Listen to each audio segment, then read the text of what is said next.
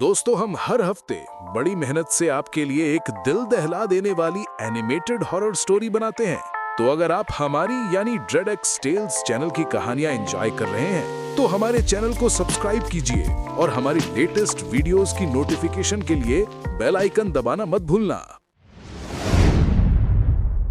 Delhi university के south campus में बना पुराना हॉस्टल सर विलियम हॉल हर साल नए सेशन के साथ नए चेहरों से भर जाता था, लेकिन उसकी तीसरी मंजिल का एक कमरा हमेशा चर्चा में रहता। Room number 306। पुराना, सीलन से भरा, टूटी खिड़कियों वाला वो कमरा हॉस्टल का सबसे डरावना कमरा माना जाता था। कहते हैं वहां जो भी नया स्टूडेंट रहता उसे कुछ ही दिनों में एक अजीब सपना आने लगता, अपने ही मरने का सपना। और वो सपना इतना असली लगता कि कई बार वो सच्चाई बन जाता। हॉस्टल का चौकीदार रामू काका पिछले 20 साल से वहीं था। उसने सब कुछ देखा था। हर साल एक नया चेहरा रूम 306 में आता और कुछ हफ्तों बाद वही चेहरा या तो हॉस्टल छोड़कर चला जाता या फिर कभी लौटकर नहीं आता। लेकिन इस बार उस कमरे का नया मेहमान था अद्वैत मिश्रा। पहले साल का स्टूडेंट, भोला लेकिन जिज्ञासु। साइकोलॉजी में दाखिला लिया था और उसे अजीब चीजों को समझने का बहुत शौक था। जब उसे पता चला कि बाकी सब रूम बुक हो चुके हैं और सिर्फ 306 खाली है तो वो मुस्कुरा उठा। भूत प्रेत जैसी बातें बस कहानियों में होती हैं। वार्डन ने भी हल्की मुस्कान के साथ कहा, रूम 306 लोग जल्दी खाली कर देते हैं बेटा, अगर डर लगे तो बता देना। अद्वैत ने जवाब दिया, सर मैं डरता नहीं।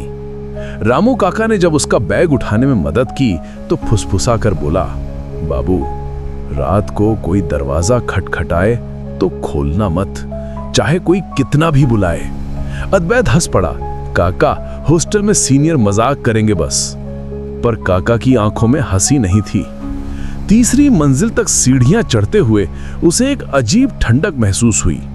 गलियारे की ट्यूबलाइट टिमटिमा रही थी, दीवारों पर नमी के काले धब्बे थे और हवा में बासी गंध। दरवाजे पर धूल जमी थी और उसके ठीक ऊपर किसी ने कोयले से लिखा था 306 नॉट फॉर लिविंग। अद्वैत ने मुस्कुराते हुए दरवाजा खोला। अंदर एक पुराना बेड, एक लकड़ी की टेबल और दीवार पर टेढ़ा लटका आईना था। खिड़की के बाहर कॉलेज का ग्राउंड दिखता था जहां पेड़ों की छाया हवा में झूल रही थी। उसने बैग रखा, कमरे की सफाई की और सोचा जितना कहा गया था उतना डरावना तो नहीं।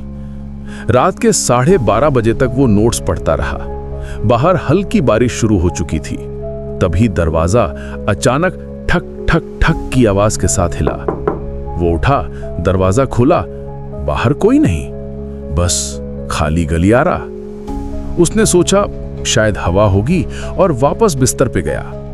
लेकिन तभी आईने में कुछ हलचल सी दिखी। उसने ध्यान से देखा, आईने में उसके पीछे कोई साया खड़ा था। वो पलटा, कुछ नहीं। उसने खुद को समझाया नींद का असर है। अगली सुबह सब सामान्य था। क्लास में उसके नए दोस्त बने आरव, तन्वी और सौरभ। जब उसने मजाक में बताया कि वो रूम 306 में रह रहा है तो सबका चेहरा उतर गया। आरव बोला, भाई 306 में जो भी रहता है उसे वही सपना आता है, अपनी मौत का। सौरभ ने कहा, हर साल कोई ना कोई गायब हो जाता है और जब पुलिस आती है तो कमरा अंदर से बंद मिलता है। तन्वी चुप थी, फिर धीरे से बोली, मेरी बड़ी बहन यहां पढ़ती थी 5 साल पहले। उनके बैच में एक लड़का था कुणाल, उसी कमरे में रहता था। उसने भी अपने मरने का सपना बताया था। 3 दिन बाद वो अपने बिस्तर पर मरा मिला, चेहरा नीला, आंखें खुली हुई। अद्वैत हंस पड़ा। शायद किसी ने मजाक में डराया होगा, सपने में मरने से कोई सच में नहीं मरता। तन्वी ने बस इतना कहा, कभी कभी सपने भी सच्चाई दिखा देते हैं। रात को लौटते वक्त गलियारे में कदमों की आवाज गूंज रही थी। उसे लगा कोई पीछे चल रहा है, पर पलटने पर सिर्फ अंधेरा।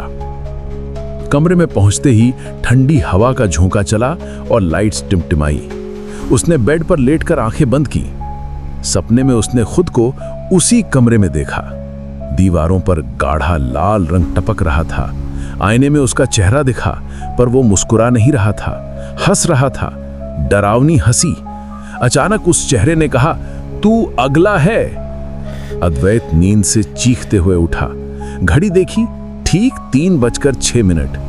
कमरे में वही ठंडक थी और आईने पर किसी ने उंगलियों से धुंध में कुछ लिखा था, वेलकम बैक। उसका दिल जोर से धड़क रहा था। उसने खिड़की बंद की और किसी तरह सुबह का इंतजार किया। सुबह जब वो नीचे आया तो रामू काका चाय पी रहा था।